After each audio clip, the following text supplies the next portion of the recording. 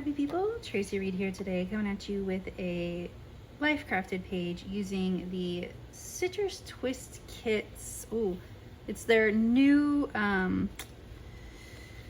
travel collection from last month. I'm hopping back to last month because I have so many like adventure explorer photos that I need to be scrapbooking. So I've pulled out some stuff from those printables and that collection, and I'm going to be scrapping this large photo. I like to do that sometimes, blow up my photos to be very large because I love them. So let's start with that and let's go. Okay, so in this video, I'm gonna do a technique that I do a lot and I've never really talked about it before. So we're gonna call it the Biggie and Three.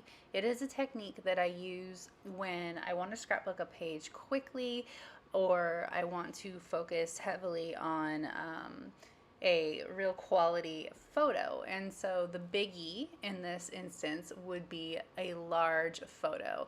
I would think that a biggie would always be a large photo, but if you have something like specific that you have made, maybe you have stitched something beautiful like Paige Evans does, maybe you want to focus on that instead. But for my layouts, it's almost always going to be a really large photo that I really love. So obviously this photo came out great. It's probably the best photo from the hike that we took, of me at least. And so I really wanted to focus on how much I love this photo, how beautiful it was. So what this does is what I do is I blow it up real large. This is a full width photo. It is not full page. You can do a full page photo as well, but I like to leave myself a little bit of room to not cover up the photo, to give it some space to breathe. So I'm using the Citrus Twist, I believe it's Travelogue 2023 collection. I believe that's what it's called. And so I loved the paper from that collection with the words on it. I've used it before for a different place in my album, and I thought it was a great way to ground this photo that is really green heavy on the top. It has that sort of lime green that I'm pulling out of this card as well. And then I spaced it out with that green paper that was in a different tone than the photo, but also just played more on that green as well. So I'm cutting out this notebook paper from the journaling card, and I'm going to use it as the base for one of my three. So in this style of scrapbooking, Biggie and Three, the three would refer to three clusters of embellishments or 3 points of interest. It doesn't necessarily have to be clusters, but in my case, it's almost always going to be embellishment clusters, since it's my favorite thing to do, and I'm pretty good at it, I think.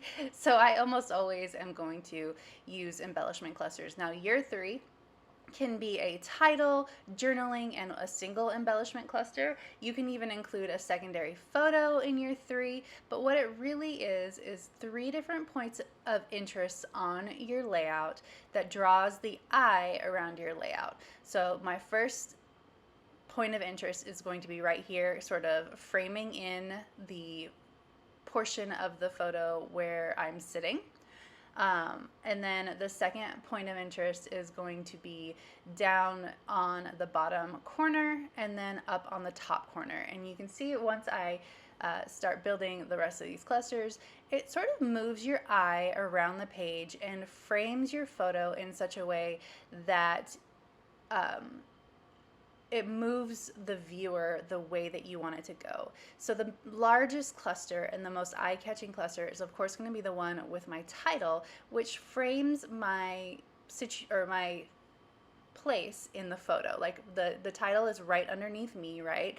So I'm sort of sitting on top of it.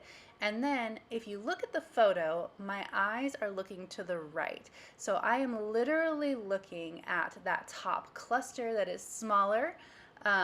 But another point of interest is just like a little subtitle, Stay Wild.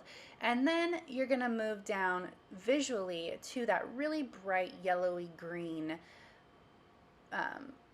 notebook paper that I cut out of the journaling card because it is so bright. And also because specifically in this instance, that green color replicates the green in my photo, the eye is naturally going to move to that green color. Now, you don't necessarily have to replicate the color.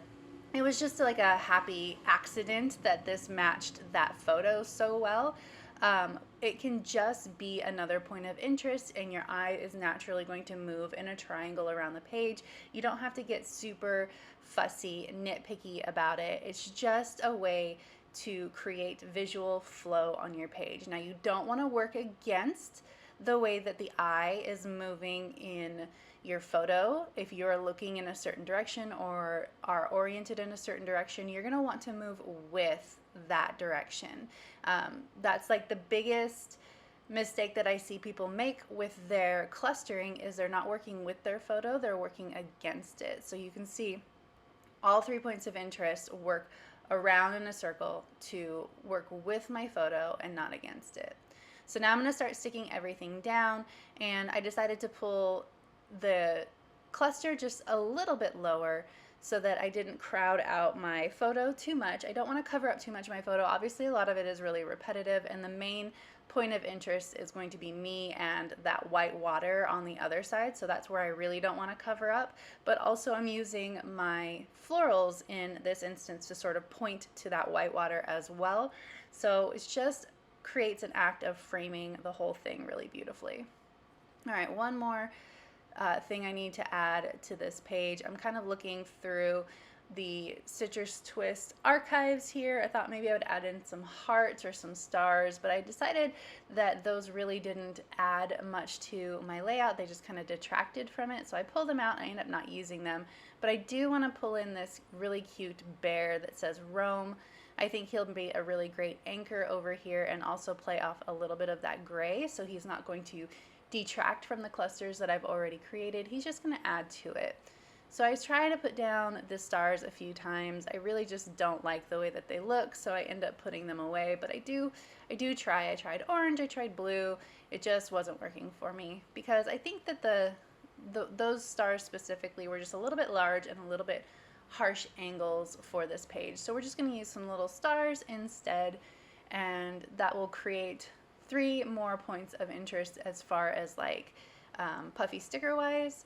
Then I wanted to replicate the green of that Worth Every Mile. I thought we needed just one more punch of that dark green because it looked a little bit dark down there in the bottom. And then we have lots of little Citrus Twists puffy stickers that match this theme, so I just added one more orange piece as well, and then I called it good. So that was easy. It took me less than a half an hour to make this page. I hope you enjoyed it. If you did, I'd love it if you give it a thumbs up. If you're new here, go ahead and subscribe. I'd love to have you. If you don't already, you can follow me over on Instagram. I'm at Tracy M. Reed. I'd love to see you over there as well. And let me know in the comments if this was helpful for you. All right, thank you.